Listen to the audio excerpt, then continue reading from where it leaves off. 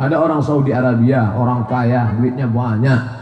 Lalu kemudian sakit, pergi ke Amerika, medical check up, diperiksa, kata dokter, pulang ke rumah, makan enak, tidur enak. Nanti Bapak Ibu kalau ke rumah sakit, dokternya senyum, nggak ngasih resep, dia cuma bilang pulang ke rumah, makan enak, tidur enak. Itu artinya malaikat maut nggak jauh. Pulang ke rumah, makan enak, tidur enak. Dia sudah tahu ini mau mati cepat. Sampai dia pulang ke Saudi Arabia, dia ambil uangnya, sodakoh. Habis itu pergi lagi ke Amerika, check up terakhir. Begitu dicek sama dokter Amerika, sinar X-ray, mereka heran. Wow, amazing. Sampean berobat kemana? Pakai terapi apa? Minum resep herbal apa? Dia bilang saya nggak ada obat, saya nggak ada terapi, saya nggak ada alternatif. Tidak pakai akupunktur, tidak pakai resep dokter. Terus kenapa? Ini kamu sudah sehat total. Kamu pakai apa? Saya cuma pakai satu hadis Nabi. Dawu mardakum bis sodakoh.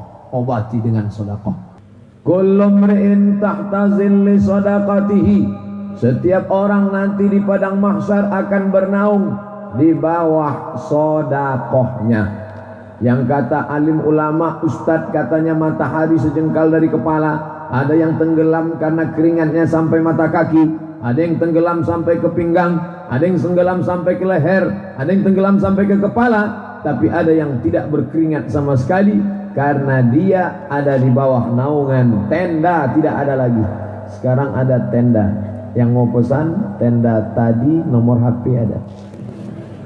Tapi nanti di akhirat tidak ada lagi tenda. Lalu kita bernaung di mana?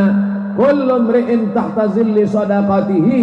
Orang akan bernaung di bawah sodakohnya. Hatta yuqadha bainan nas.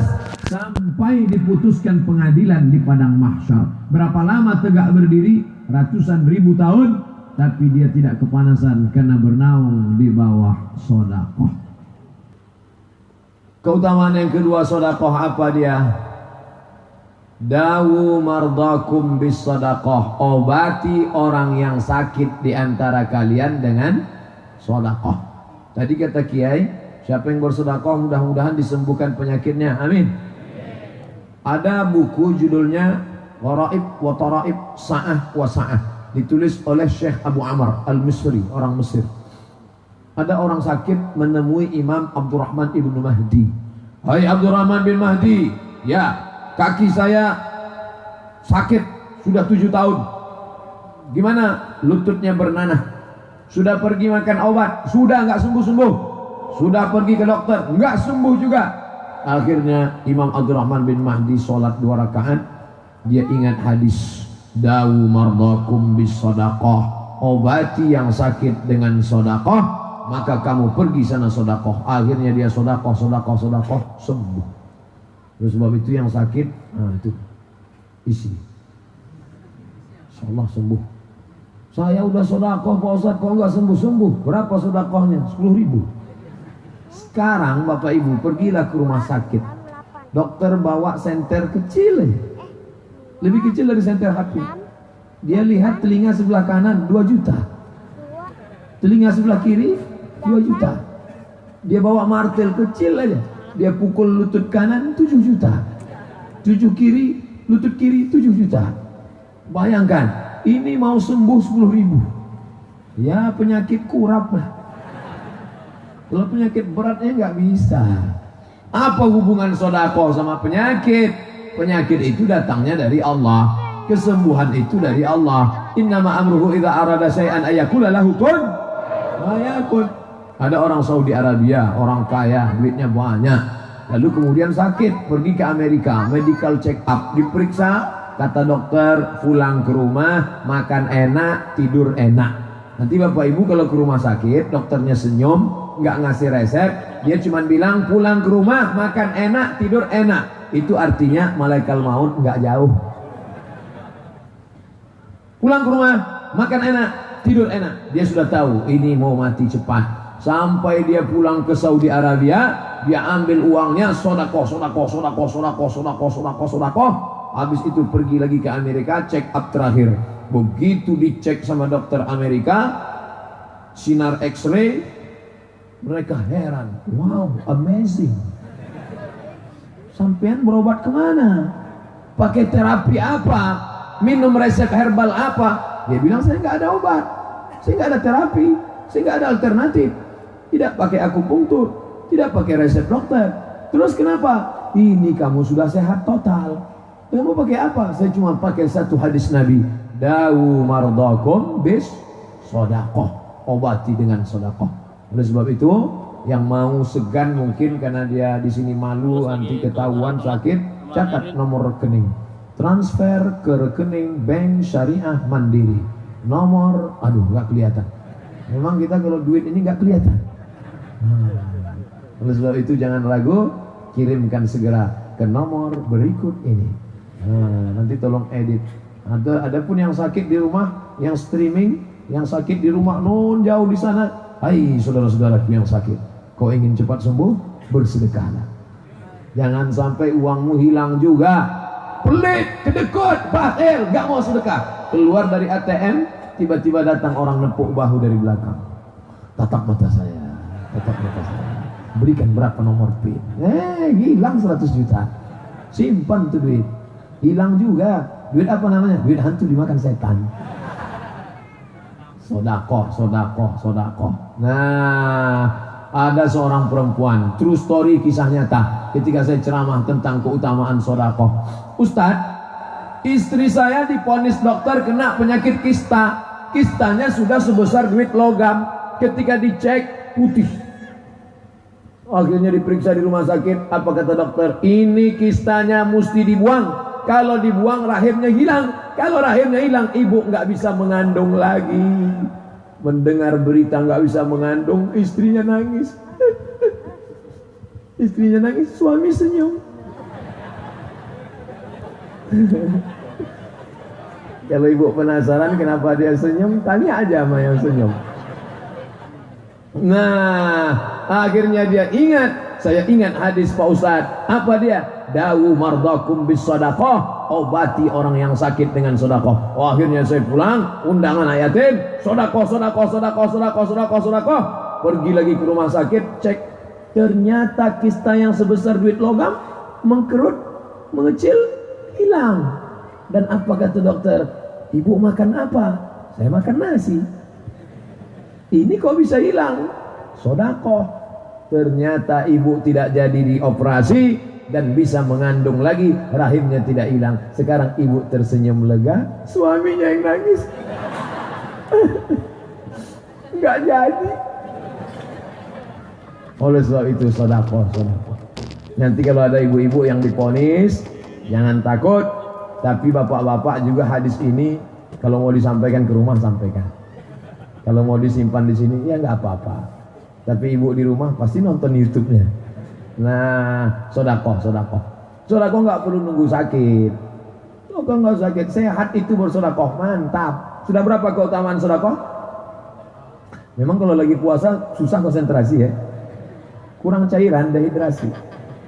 Pertama, kita akan ada tempat bernaung di padang mahsyar. Yang kedua, orang yang sakit akan sembuh. Ustaz ceramah sampai jam berapa? Jam 5.47. Nanti akan berkumandang azan maghrib. Kalau dia nggak azan juga sampai jam itu, kita paksa dia azan. Yang ketiga, ma min muslimin yaksu musliman thawban. Kalau ada seorang muslim bersedekah pakaian, kain sarung, baju, celana, mukena, kana fi zimmatillah, maka dia akan tetap dalam lindungan Allah. Makanat alaihi khirqah, walaupun kain itu tinggal sekerat, tinggal sepotong. Oleh sebab saudaraku, maka bawakanlah kain kemari, bawakan baju untuk anak-anak di Yatama, Yayasan Pesantren Anak Yatim dan Du'afa Az-Zikra Depok, maka serahkan. Datang anak-anak muda ngutip baju. Assalamualaikum Pak, Assalamualaikum Bu, kami ngumpulkan pakaian untuk dibawa ke rumah anak yatim. Lama buka lemari nyari pakaian, nyari mana yang koyak, nyari mana yang warnanya paling lusuh. Lan tanalul birra kamu tidak akan mendapatkan kebaikan hatta tunfiqu mimma tuhibbun, sampai kau berikan sedekah yang paling kau sayang, itulah yang kau berikan. Mana pakaian yang paling kau sayang, itulah yang kau berikan. Oh kalau gitu kami minta baju Ustaz, jangan, nanti saya pulang pakai apa? Oleh sebab itu berikan saudaraku, berikan. Ini bukan punya kita, ini punya Allah. Dia titipkan sebentar aja, nanti sampai masanya dia ambil. Ma'akal tafa'afnaita, yang kau makan tadi sahur, yang kau makan nanti buka, yang kau makan nanti malam. Fa'afnaita, yang kau makan busuk. Wa malabista, yang kau pakai lapuk. Wa matasaddaqta, yang kau sedekahkan, itulah yang kau bawa hari esok. Yang kau makan busuk, yang kau pakai lapuk, yang kau sedekahkan akan kau bawa hari esok. Rumah besar tinggal, mobil besar tinggal, bini besar tinggal, diambil orang. Kaulah bulan, kaulah bintang, setengah napasku pergi, pret, tinggal. Yang kau sedekahkan, itu yang kau bawa mati menghadap Allah Subhanahu Wa Taala. Betul apa betul? Betul, jangan ada yang bilang salah. Ini yang disampaikan betul hadis Nabi Muhammad SAW. Yatsba'ul mayyita thalathun, yang mengiringi mayat sampai ke pemakaman ada 3. Mal, harta, mobil yang mewah ikut mengiring sampai ke pemakaman. Mobil mewah sampai mana? Pelataran parkir. Mobil yang paling mahal sekarang harganya 5 miliar, sedan Ferrari merah metalik, pintunya 2. Ternyata mobil ini makin dikit pintunya makin mahal. 2020 keluar mobil nggak pakai pintu sama sekali, lompat aja dari atas. Tinggal mobil mahal, tinggal yang mati, tinggal. Lalu yang tinggal apa kau bawa mati? Keluarga, sahabat, tetangga, handai tolan. Insya Allah Abdul Somad ini kalau mati yang ngiring ramai, pede sekali. Insya Allah ramai. Tapi ada nggak yang mau ganti-gantian sip-sipan? Kamu malam Senin, kamu malam Selasa, yang ini dari jam 1 sampai jam 5. Nggak ada. Nangis jamaah, Ustaz, kenapa begitu cepat meninggalkan kami, belum sempat selfie. Mati, hilang. Apa yang kekal abadi? Yarji'usnani, yang 2 pulang ke rumah, hartanya pulang, mobilnya pulang, selimut beludru mahal pulang, kain sutra pulang. Wa yabqa wahidun, yang tinggal cuma 1. Apa itu? Wa amaluhu, dan di antara amal yang berkesan adalah sodakoh, bukan somat, sodakoh. Mana dalilnya bahwa orang yang mati itu kalau hidup lagi mau minta sodakoh? Laula akhartani ila ajalin qarib, andai aku kau kasih umur sedikit saja ya Allah, beri aku umur sebentar saja ya Allah. Kalau aku beri umur kau sebentar mau apa? Fa as-sadaqah, aku mau bersodakoh. Orang-orang mati itu dikubur itu, andai mereka hidup lagi, mau hidup? Mau. Kalau hidup mau apa? Mereka nggak ada ngomong mau hidup mau pergi haji, enggak. Mau hidup mau pergi, enggak. Mau hidup mau pergi ke Las Vegas, enggak. Kalau hidup mau apa? Aku mau bersodakoh. Kenapa mereka mau bersodakoh? Karena pahala sodakoh sudah dilihat sebelum masuk surga. Waktu ke liang lahat sudah langsung kelihatan pahala sodakoh. Ada ustadz ceramah tentang orang tukang gali kuburan. Dia gali kuburan. Ketika sedang gali kuburan, datang keluarga mayit, ngasih tahu, Pak, ini ada lepat di Depok. Lepat juga namanya. Nah, lepat. Terserahlah mau lepat, mau luput. Nih Pak, ya makan ya Pak sambil gali kuburan ya. Habis gali kuburan, lalu kemudian dia tertidur di samping kuburan. Pas sedang tertidur datang orang pengemis, Pak, minta sedekah Pak. Dia nggak ada uang, dia kasih lepet, nyambil. Dan akhirnya orang itu pergi. Habis itu dia tidur lagi. Pas tiduran jatuh ke dalam kubur. Tapi karena ngantuk, begitu tidur datang malaikat mungkar nakir. Marabbuka. Dia orang nggak ngaji, cuman gali kuburan. Karena nggak bisa jawab, dipukul. Pas mau dipukul, datang lepot itu bantu. Di mana tempat yang mau dipukul, datang lepot, nggak jadi. Begitu nggak lama dia terbangun. Gitu ternyata rasanya. Yang membela itu adalah sodakoh. Ini tidak ada dalam Sahih Bukhari, Sahih Muslim. Ini yang ceramah Ustadz, saya nggak tahu dia dapatnya dari mana. Sanadnya nggak jelas juga ini.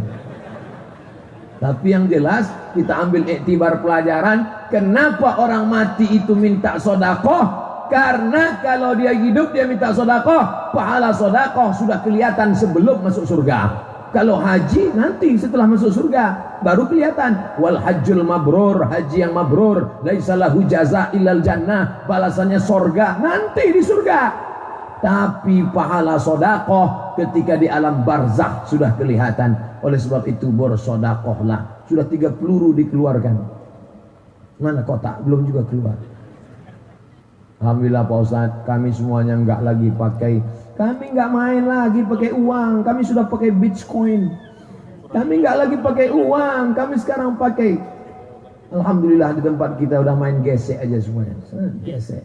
Nanti tolong Ustadz Abdul Syukur, nanti kalau SMS bankingnya datang kasih tahu ya. Assalamualaikum, waalaikumsalam. Gimana? Sudah datang SMS banking? Sudah. Berapa sumbangannya?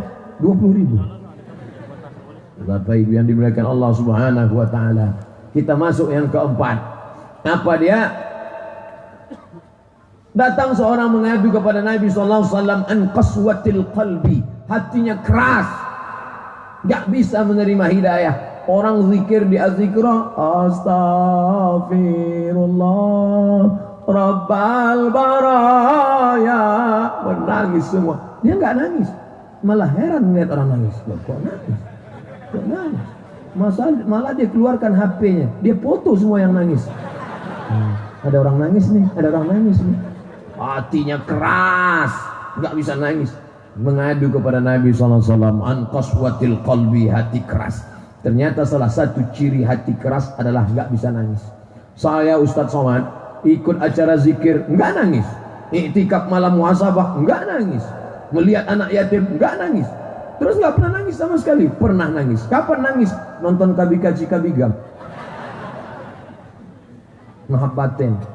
La ilaha illallah. Inilah laknat di atas laknat. Kenapa?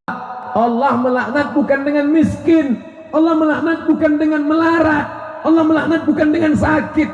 Laknat itu datang dalam bentuk khatamallahu ala qulubihim. Hati terkunci. Setelah hati terkunci, wa ala sam'ihim, telinga tersumbat. Wa ala absarihim, hati terkunci, telinga tertutup, mata, maka itulah kesempurnaan laknat Allah. Mudah-mudahan Allah selamatkan kita dari 3 penyakit. Nah, datang orang melapor kepada Nabi SAW, ya Rasulullah, ini hatiku keras bukan main. Bagaimana cara melembutkannya?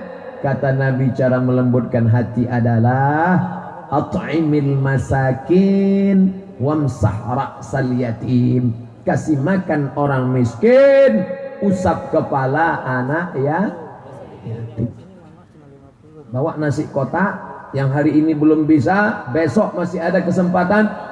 Kiai Ahmad Mubarak ayahanda tadi menyebut sodakoh di bulan Ramadan berlipat ganda. Besok yang hatinya keras, nggak bisa nangis, nggak nerima hidayah, ceramah nggak peduli, besok bawa nasi kotak, pergi ke rumah jemput. Assalamualaikum Bapak Panti Jompo. Ya, saya mau ngasih nasi kotak nih. Berapa semua di sini? Ada sekitar 150.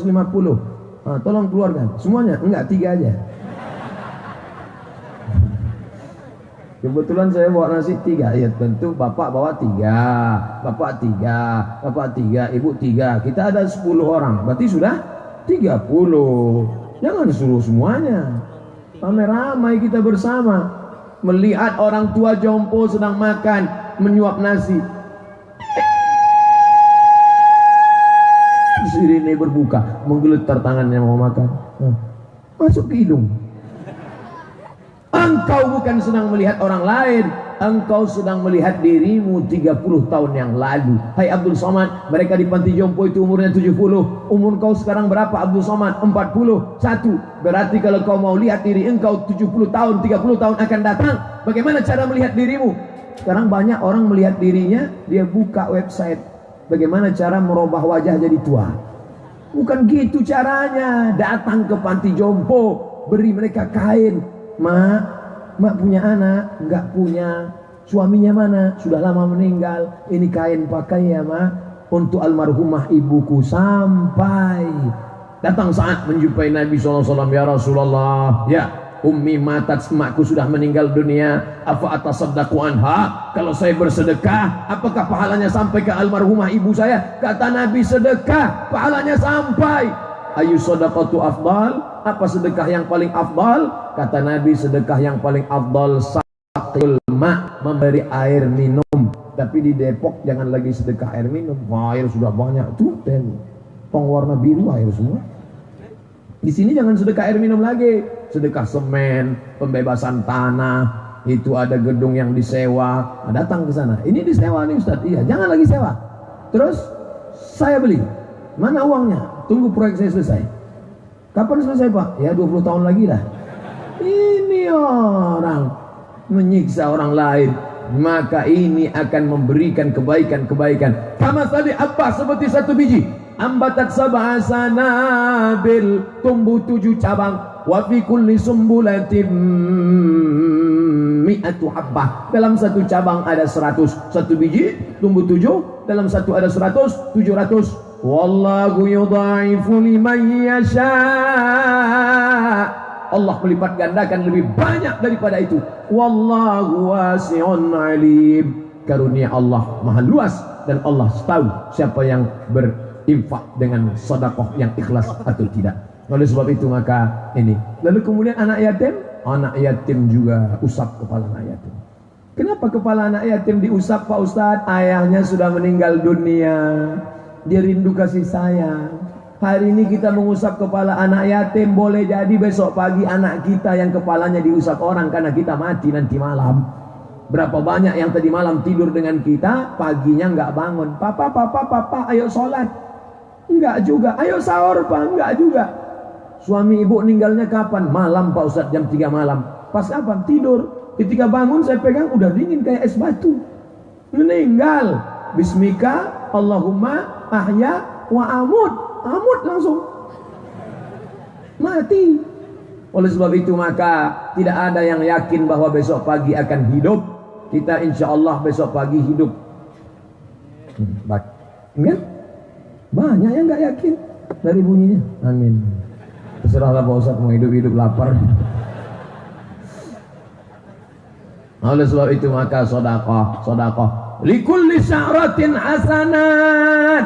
Setiap satu helai rambutnya ada hasanat. Kita berdoa hasanah. Rabbana atina fid dunya hasanah wa fil akhirati hasanah.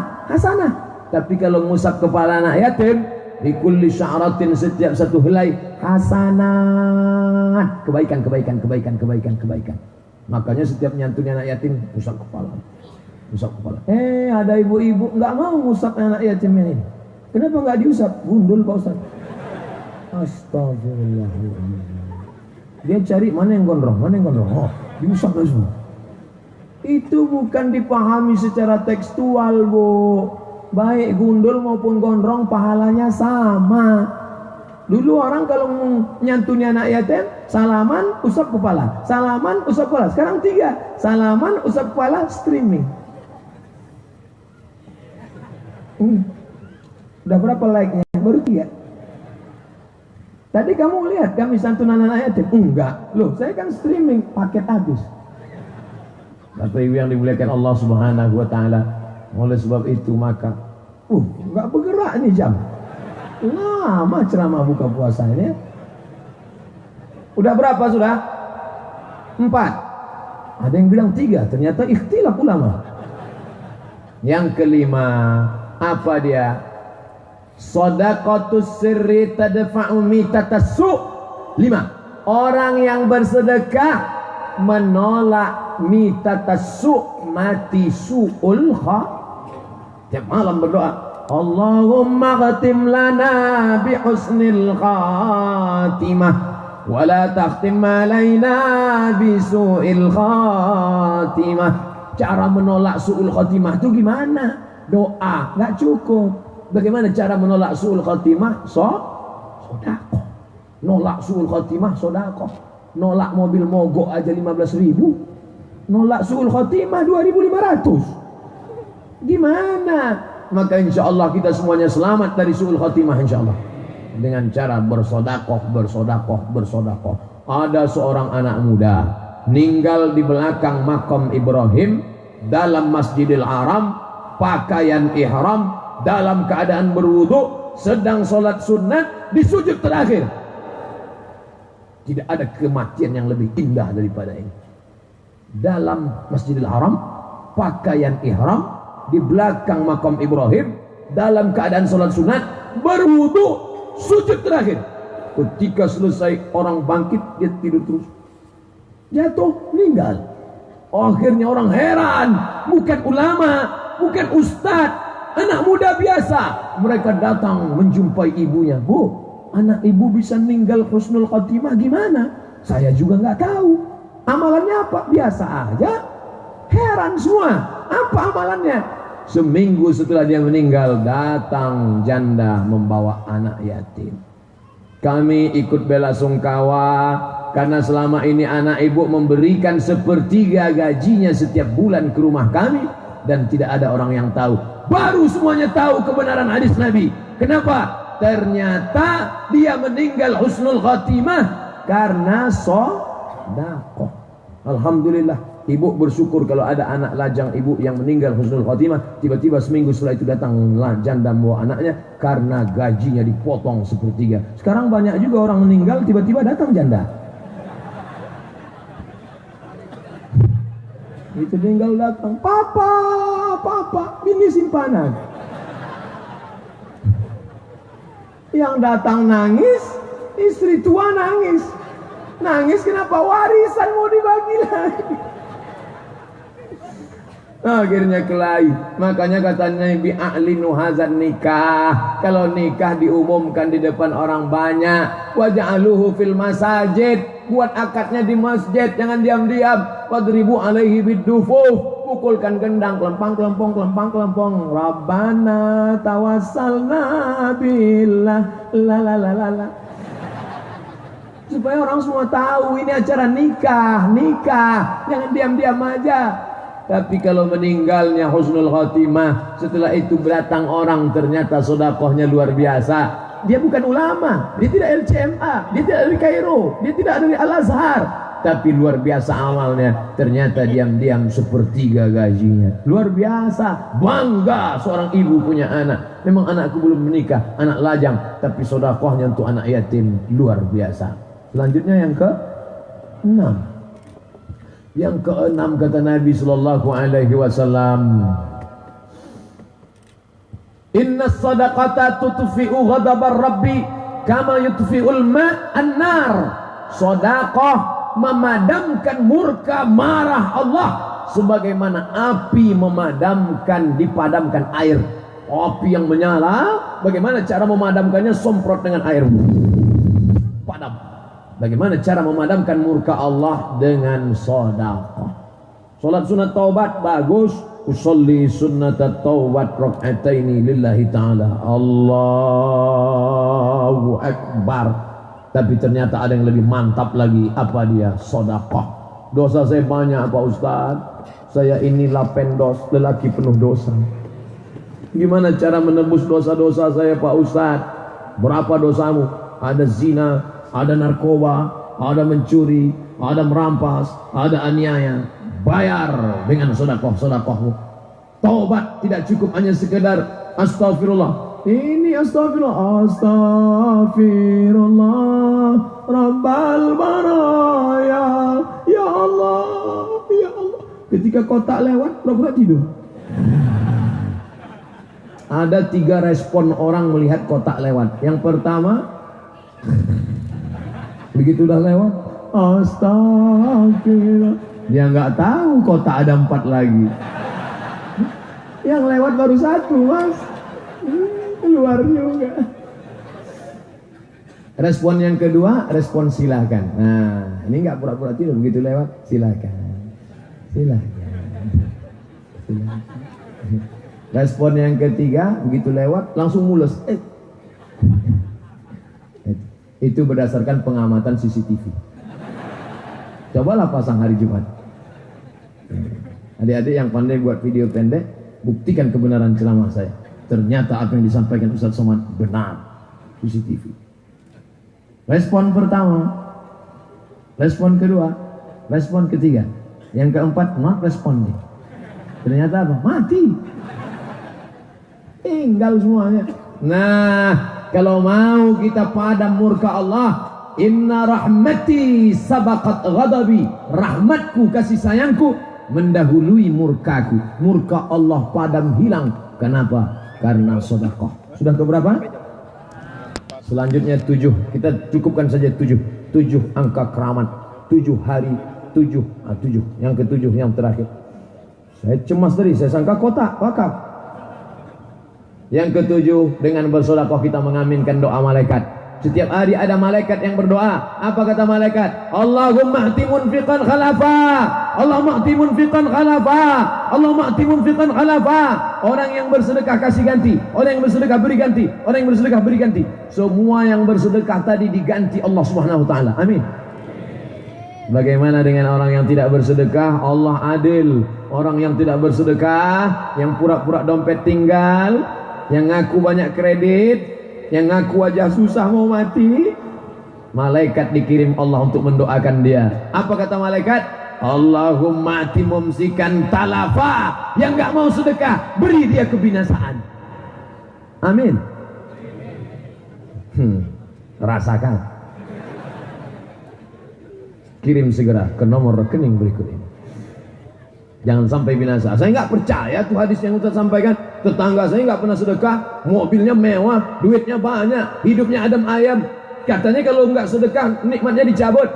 Nikmat itu bukan dalam bentuk materi, tapi dicabut Allah barokahnya. Kalau rezekimu lancar walaupun nggak sedekah, itu bukannya namanya nikmat, itu namanya istidraj. Sanastadrijuhum min haitsu la ya'lamun. Kami permainkan mereka dengan istidraj. Wa umli lahum. Aku ulur. Saya ngelihatku ini hilang konsentrasi saya. Inna kaidi matin, tipu dayaku amat sangat luar biasa. Itulah 7 keutamaan. Saya tak sanggup lagi melanjutkan. Menelan air liur melihat ini semua. Masya Allah, tabarakallah. Insya Allah yang 7 ini mudah-mudahan, padahal tadi sudah saya siapkan, hilang yang lain, tinggal 7. Mudah-mudahan ada manfaatnya. Ceramah Ustaz Somad kali ini mengangkat tema yang sangat dekat dengan kehidupan kita sehari-hari, yaitu tentang keutamaan sedekah bagi kita semua sebagai jalan menuju agar dimudahkannya rezeki, diberi kesehatan yang berkah dan kenikmatan yang abadi di akhirat. Dalam ceramah yang disampaikan dengan gaya khas yang tegas, lugas dan diselingi dengan humor yang mengena, Ustaz Somad mengajak umat Islam untuk menjadikan sedekah sebagai bagian dari rutinitas hidup, bukan hanya saat lapang tapi juga ketika dalam kesempitan. Beliau memulai dengan menyampaikan bahwa sedekah bukan hanya soal memberi harta, tapi sebuah bentuk ujian keimanan. Ditekankan bahwa Allah Subhanahu wa taala menjanjikan balasan yang berlipat ganda bagi orang yang bersedekah. Sebagaimana disebutkan dalam Al-Quran surat Al-Baqarah ayat 261, menurut Ustaz Somad, sedekah adalah salah satu magnet rezeki yang paling dahsyat, yang sering kali tidak bisa dijelaskan secara logika, tapi terbukti nyata dalam kehidupan sehari-hari. Nah, dalam ceramahnya Ustaz Somad juga mengaitkan sedekah dengan kesehatan, yang menjelaskan bahwa bersedekah dapat menjadi sebuah turunnya pertolongan Allah Subhanahu wa taala berupa kesembuhan dari penyakit. Hal ini berdasarkan pada hadis Nabi Muhammad SAW menyampaikan bahwa obatilah orang-orang yang sakit di antara kalian dengan cara bersedekah. Beliau memberi contoh yang nyata dari masyarakat mengalami kesembuhan yang luar biasa setelah bersedekah secara ikhlas. Tak hanya manfaat dunia, Ustaz Somad juga menekankan bahwa sedekah juga menjadi penyelamat di akhirat. Di hari kiamat, sedekah akan menjadi naungan bagi mereka yang memberikan dengan tulus saat matahari didekatkan dan manusia berada dalam kepanikan. Yang mengingatkan bahwa tidak semua amal ibadah bisa menolong di hari itu, tapi sedekah yang dilakukan secara sembunyi-sembunyi dan ikhlas akan menjadi perisai dari panasnya azab kelak bagi orang-orang yang zalim pada Allah Subhanahu wa taala. Beliau juga membongkar kesalahan umum bahwa hanya orang kaya yang bisa bersedekah. Menurut Ustaz Somad, siapapun bisa bersedekah, bahkan dengan sekedar memberi senyuman dan menyingkirkan duri di jalan. dengan berbagai kisah inspiratif dari pengalaman umat Islam di Indonesia maupun luar negeri. Satu sobat membuktikan bahwa sedekah telah mengubah hidup banyak orang. Mereka yang tadinya dalam kesulitan, setelah bersedekah secara istiqamah, justru dibukakan pintu rezeki dan dimudahkan hidupnya. Ceramah ini ditutup dengan doa agar Allah SWT membukakan hati umat Islam gemar bersedekah dan menjadikannya sebagai jalan menuju keberkahan dunia dan akhirat. Ustaz Somad tegaskan bahwa hidup yang diberkahi adalah hidup yang memberikan, bukan menimbun, apalagi menerima. Saya kira itu yang bisa disampaikan. Terima kasih, kurang lebihnya mohon maaf. Wabillahi taufiq wal hidayah. Assalamualaikum warahmatullahi wabarakatuh. Mari kita mulai untuk gemar bersedekah untuk menggapai kemudahan rezeki agar cepat kaya, memberikan kesehatan yang berkah, umur yang berkah, dan yang paling penting mati dalam keadaan husnul khotimah hingga mendapatkan kenikmatan yang luar biasa di akhirat kelak. Amin ya mujibas sailin. Wabillahi taufiq wal hidayah. Assalamualaikum warahmatullahi wabarakatuh.